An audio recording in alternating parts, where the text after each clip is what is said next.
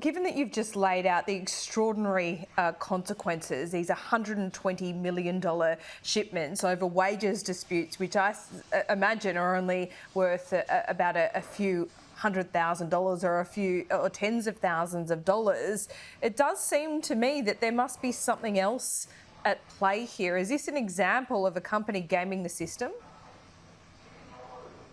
I think there's one or two things that are playing out here. Either that is an extremist industrial relations approach running through Shell's management, or this is potentially trying to cover up some other problems with the facility.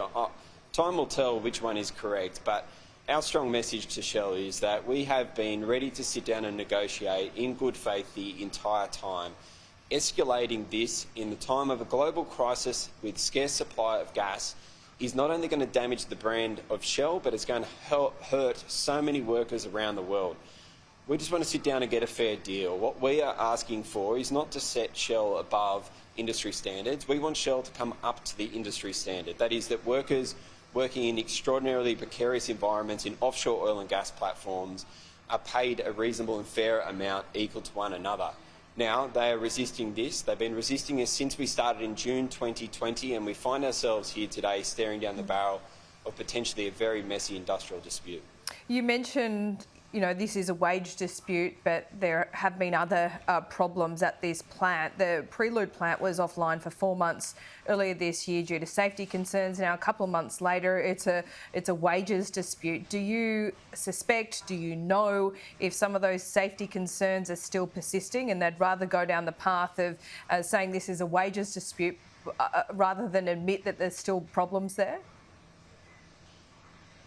To be honest with you, Laura, I'm 50-50 on it at the moment. To me, it seems a little bit odd that, in fact, each spot cargo, I would probably say, is a little bit north of $120 million. Right now, gas is trading at plus or minus $37 a gigajoule. So for every single ship that gets cancelled as a consequence of Shell's actions, it's probably around $150 million. Now, for me, in all of my time in hundreds and hundreds of negotiations, I've struggled to see a decision where there's been a claim so high, so risk-averse for a business that they would be prepared to throw away $150 million at a time. It doesn't make a great deal of sense for us.